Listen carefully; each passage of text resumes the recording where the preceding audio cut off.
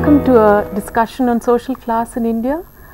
The term social class, as you know, generally refers to hierarchical distinctions between people or communities in any society. Most societies have some form of class distinctions or hierarchical distinctions. In India, as you know, caste has been the traditional hierarchical arrangement, and in that context the word or the term social class becomes very difficult to capture in any kind of essentialist notion, because it has a lot of overlaps with the caste system in India. I don't want to venture into any kind of preliminary statements and what exactly constitutes class, but generally I think the notion of class has been equated with some kind of economic resource base. So a lot of times when we talk of class categories, we talk about the economic status of an individual or a community or a group of people.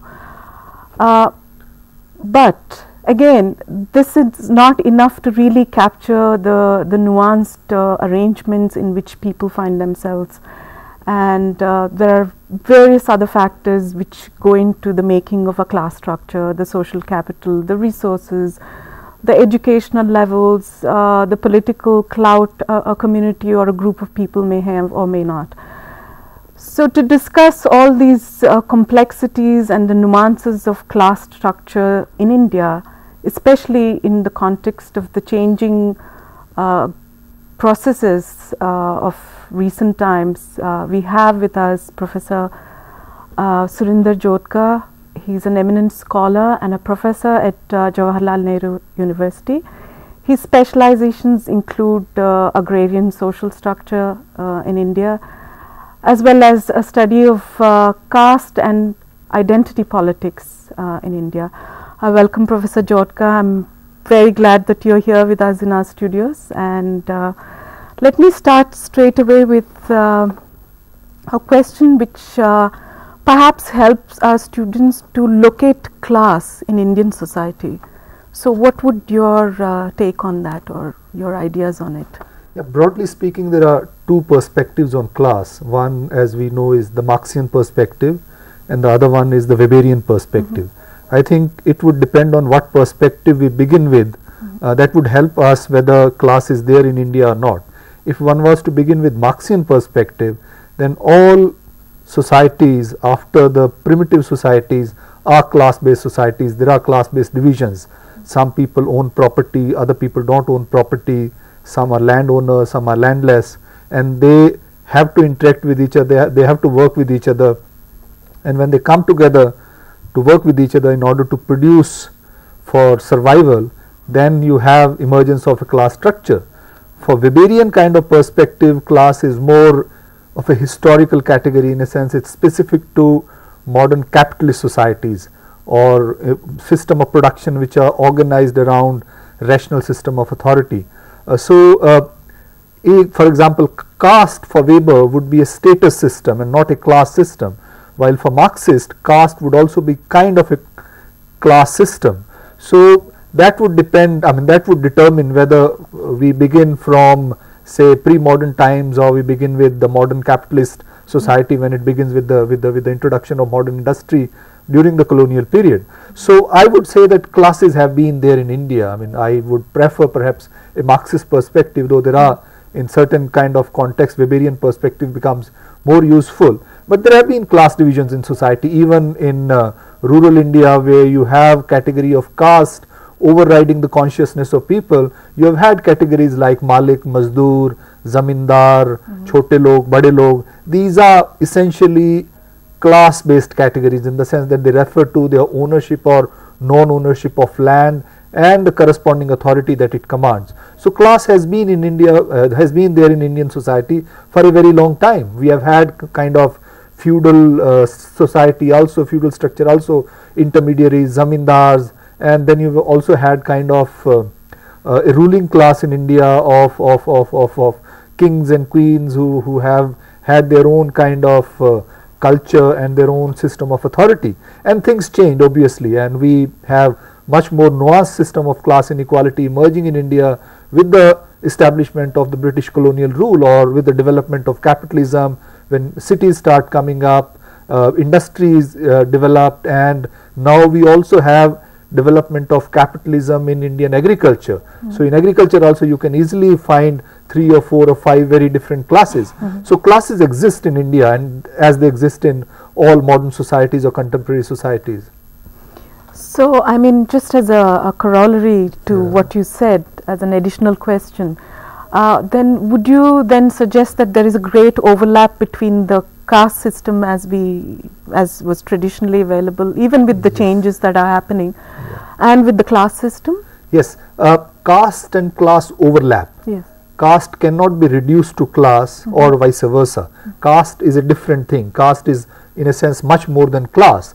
So caste is a reality which should also be looked at as such. But there is a very strong link between caste and class in most parts of India. For example, people who are Dalits or ex-untouchable communities, they are the ones who work as landless laborers and they don't own land.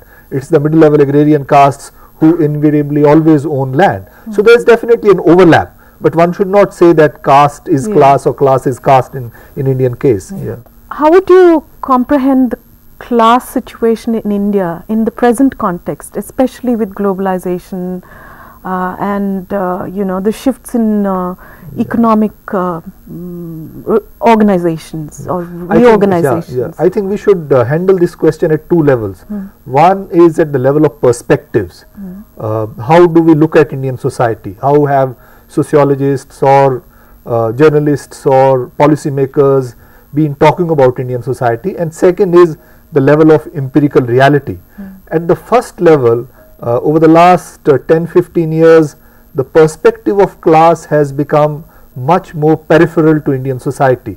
We don't speak in terms of class. In 70s and 80s, the perspective of class was much more popular.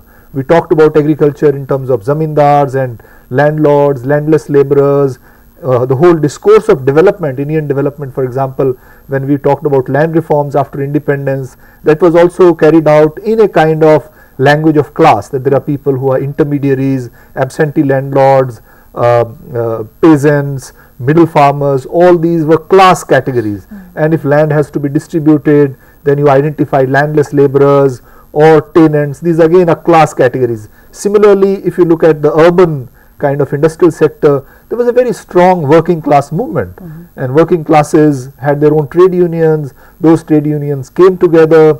They in a sense popularized a particular discourse of class, and we did speak in terms of Indian bourgeoisie, Indian middle classes, Indian working classes.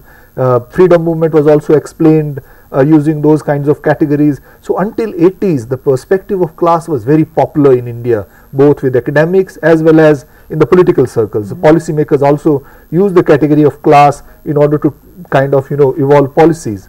With liberalization process in 1990s at the global level, there has been a kind of decline of class perspective.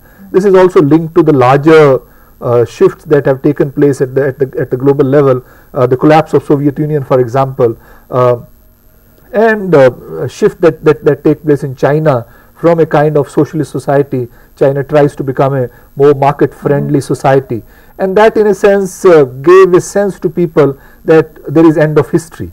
So you are not going to have a class revolution. There is not going to be a proletariat revolution. So capitalism is not a historical phase which would end as Marx had predicted, but it's something that is going to be the normal state of society in future. So people stopped talking about class. They started talking about civil society.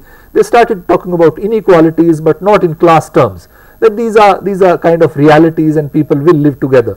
But that doesn't mean that class has disappeared. If you look at China or India or any other part of the world, in the last 20 years, 15 years, what is known as the age of neoliberalism, social inequalities have actually increased.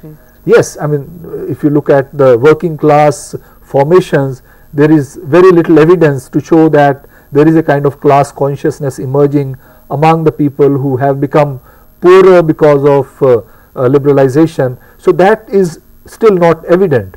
But yes, I mean, inequalities have increased. The large number of people who are dispossessed of properties, there are people who are poor, and this is not true about India. It is true about many parts of the world. I mean, in America, for example, there is much more talk about inequalities today than it used to be 20 years back or 15 years back. Same is the case with China. Inequalities are increasing very rapidly, and how is the Chinese government going to deal with it? One doesn't know, because officially they still believe in kind of socialist pattern of society, or socialist pattern of development. India also has that problem. I mean, we have had all kinds of problems, but class inequalities are definitely there. If you look at the nature of Indian workforce, agriculture is in crisis, industry has its own problems. It's just that I think there are newer kind of realities. They need to be captured with innovative categories which use class perspective, but at the same time are able to capture the emerging realities of class relations. I do agree with you that class as a perspective has really taken a backstage, but at the same time, in the face of neoliberalization, or the age of neoliberalization as you put it, there is also an increasing attention on the role of middle class, or the changing dynamics and the position of middle class. How would you see the emerging middle class in this scenario? See, in the whole theoretical as well as empirical literature on class, middle class is a very interesting category. It in a sense stands apart. It doesn't really fit into the larger discourse on class, which is around inequalities. So middle class in a sense is a separate topic, is a separate subject, and while discourse of class declines in Indian social sciences during the 90s and the first decade of 21st century, middle class is talked about much more, right? It's the expansion of middle class, is the consuming middle class. So middle class is not seen as a class. Middle class is seen as a kind of social category which has disposable income, which goes to the market, buys things, consumes, educates its children well. So middle class in a sense is seen more in Weberian term, as a kind of status group, or as a category which is not really in a contradictory location. It kind of tends to multiply itself, or it expands, and on the basis of this middle class you have a kind of middle class culture which is otherwise known as the modern culture. This is the middle class which in a sense globalizes India. Middle class is the location that brings the world to India and goes to the world. So middle class of India today is not just Indian middle class, it is by definition globalized, because it is open to global exposures. It is also economically connected with the global economy. So it sends its children to study abroad, and they work in corporations which are transnational corporations. So middle class is a kind of totally different category sociologically, the way it is being talked about today. What about the rural class structure? How do you see the dynamics in rural agrarian, particularly the agrarian? The way we understood rural class structure in 1970s and 80s was drawing from the writings of people like starting with Karl Marx, but more importantly from the writings of people like Lenin and Mao, who had actually worked with the rural kind of societies and had tried to organize a revolution in those societies. So for example, Lenin talked about Russia or Russian agriculture through a 4 or 5 class model, and he also talked about what is known as differentiation of peasantry, that peasants were a kind of homogeneous class. With development of capitalism, they get differentiated into different classes, and at the end of the day there would be 2 classes in rural areas. There would be agrarian bourgeoisie and there would be agrarian proletariat, like capitalism or capitalist development in kind of industrial society, and that's when agriculture becomes a kind of part of the industrial society. In the transition period, you'll have 4 or 5 classes. At the top you would have big landlords, then you'll have rich farmers, then you have middle peasants, then you have small peasants, then you have poor peasants, and then you have landless laborers. But this is a period of transition. Before that you either have homogeneous peasantry, or you have feudalism, where you have serfs and their lords.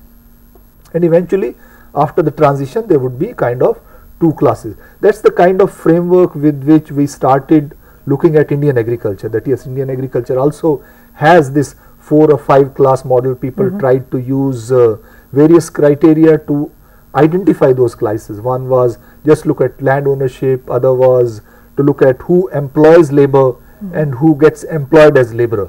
So people who would employ others as laborers would be in the category of exploiting classes, and people who sell their labor power to others, they would be exploited classes. So on that basis they also worked out 4 or 5 kind of class model. Now this whole framework of class to study agrarian social structure does not hold good any longer in most parts of India. It perhaps never did. One is that it never took notice of the concrete cultural historical realities of Indian society, which we were talking about earlier, the reality of caste system. So you cannot talk about class inequalities without referring to caste at all, which it did not. I mean, the whole discourse on agrarian class structure did not talk about caste at all. Second is, if you look at rural areas, particularly in regions which have experienced green revolution, where some kind of capitalist development has taken place, there has been interesting kind of internal differentiation, and this differentiation is not only at the class level, but this differentiation is also at the household level. So in the whole agrarian classification of classes, we take household as the unit. There is a one family, peasant is a family farm. So the whole husband, wife and children, sometime extended family, the entire family is identified with agricultural occupation, and it is their position in the larger mode of production that one would identify classes. Now what you have is, in one house, in one family, you have 3 working members. One person works in the town as a constable or a school teacher or as a driver. Second person has migrated out somewhere else and works in Bombay or Calcutta or in some other city. Third person stays on in the village and works on land. So all these 3 are, in a sense, their income is pooled, or some people would be going out. So there is internal differentiation. So one has to negotiate with this, and for that we need more work. So agrarian classes are still there, in the sense that if you look at the rural society today, land is owned by only around 10 to 20% people, and large number of people work on land as landless laborers. So there is also third class of traders who are kind of directly connected with agriculture, and they play a very important role. I mean, the current crisis of agriculture, where farmers are committing suicide, their traders play important role. So the farmers are invariably indebted to the traders, and they have to take their farm yield to the market, and through the market the traders exercises an influence on the way agrarian production takes place and the way agrarian social structure reproduces itself. So you have 3-4 classes which are very actively involved in agricultural operations, but they still need to be conceptualized. I think that is still quite an open thing. An additional question in with reference to the agrarian class structure I have is, with one notices a certain kind of dynamism, especially when you see it in the context of electoral politics. There are a whole new emergent classes which are really coming up.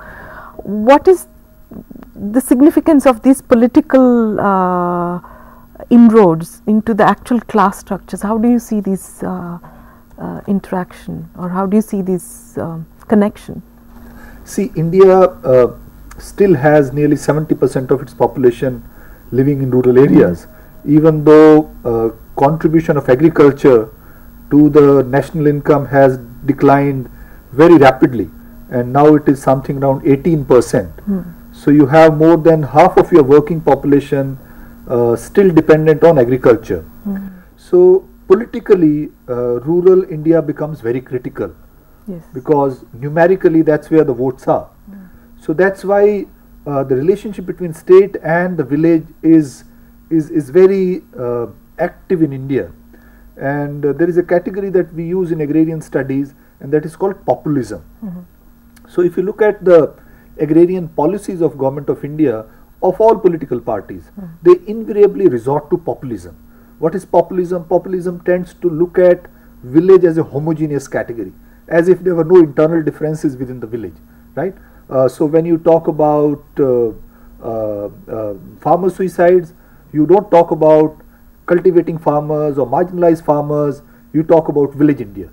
You talk about entire rural India. So as if the rural India is entirely in crisis, right? So that, I think, is something which is very specific to India.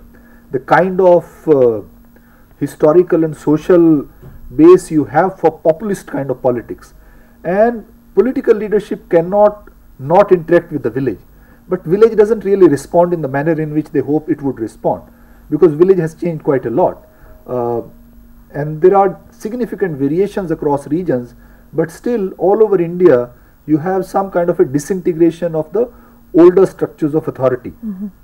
For example, Jajmani relations do not in a sense control lives of Dalits any longer, right?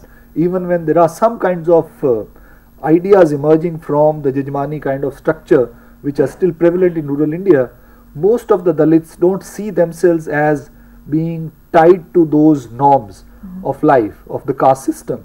So they move out, and they're always eager to move out of the village, they're eager to go into other occupations. They don't see that it is their moral duty to do the kind of occupations that were prescribed to them by the caste system or by the village kind of authorities, or by whatever religion, etc., etc. So they don't believe in those ideas. And also with the process of mechanization, with the process of development of capitalism in agriculture, the requirement of those occupations has also declined. So many of those occupations have become redundant. For example, pottery. Many people have their refrigerators at home and they use water bottles. So they don't need pot. Or in urban areas, poor people would prefer a plastic pot rather than an earthen pot, because plastic pot is likely to last much longer. You have jugs, you have. So similarly, the work that carpenters used to do is no longer required. All that has become mechanized and it is done by heavy machinery. Agriculture labor has also changed.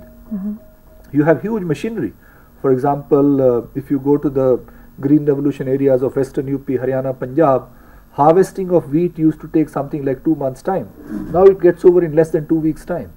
You have combined harvesters, you have threshers. So all these machines have transformed rural India. So the transformation has not been similar for everyone. So the village society in a sense has disintegrated. Agrarian structure is much more porous and loose today. I mean, you have some kind of old authority still continuing in the village, but that has internally disintegrated. The logic is not there. It cannot hold it together. Then the process of democratization has played its own role. Indian democracy has been a very kind of successful experiment. People go out to vote, they think about the power their vote yields and they exercise it. So there are quotas. Now at the local level you have quotas for women and Dalits, 30% or 33% for women. So all those things are transforming social relations at the local level. And these transformations then reflect themselves at the regional and national level. So that's why our politics has become much more uncertain.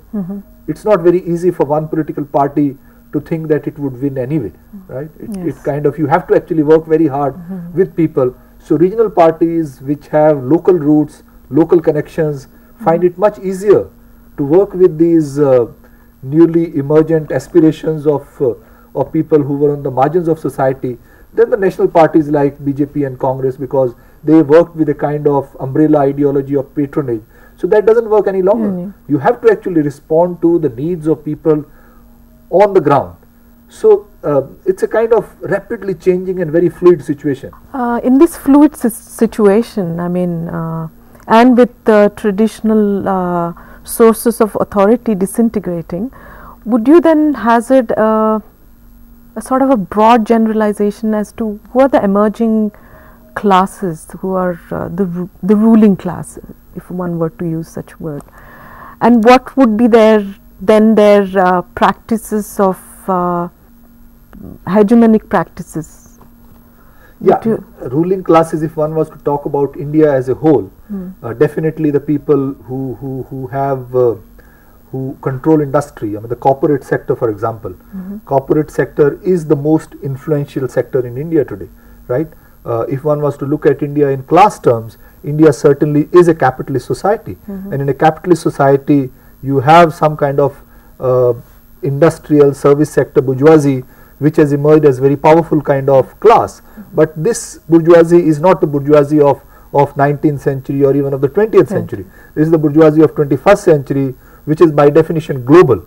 So there is a kind of new bourgeoisie which is emerging in India, which in a sense has already emerged, which is not only Tatas and Birlas. You have all kinds of people who are in the software industry, and who are internationally connected. So we cannot talk about Indian capitalism as being Indian, right? That doesn't mean that it becomes comprador capitalism, as earlier some people used to call. So we are living in a globalized economy where markets are integrated, and the kind of influence that corporate sector has, it is mediated through local, cultural and institutional kind of structures. So you have Sonys and Boeings holding some kind of power in India, but it is mediated through their Indian employees. So these are not colonizers. So one cannot use the old framework of recolonization the way some people try to do. So this is something on which I think we need to do much more work. Could you very briefly indicate the response of the Indian sociologists to the class situation in India? Right now, Indian sociologists are not doing much work on class. That is the problem why some of these emerging realities are not being conceptualized. But yes, until 1980s or early 90s, sociologists, there was a large number of sociologists who used to work on India through a class perspective. I think one of the first sociologists to look at Indian society with a class framework was A.R. Desai, who wrote this famous book on social background to Indian nationalism, where he tried to explain how nationalism emerges in India using the Marxian framework of class. And after that, several other people, who particularly those who worked on agrarian society, but also on urban working classes, they used class framework to make sense of what Indian society was. This in a sense begins to decline in 1990s, and to some extent for good reasons, because the kind of class perspective that some of us worked with was also not very open. We thought classes were similar everywhere. So whatever happened in Soviet Union would happen in India also. The way classes emerged in England would happen in India also. Caste would eventually become class. So that was not to happen, right? So we worked with a very kind of simplistic notion of class, and that was in a sense weak, conceptually weak. Since 90s, we have been preoccupied with the study of caste, study of gender, study of culture, study of ethnicity, nationalism. So class has gone to the background, and that is also what we started with, that historically speaking, the perspective of class has become less popular today. But I think it is coming back. It's something which is coming back because of the way world is changing, right? Well, thank you very much for this very insightful overview and a very lucid presentation, I must say, because something as complex as class to be captured in this way is very fruitful for us. Thank you very much for coming to our studios, and thank you, my friend. Thank you.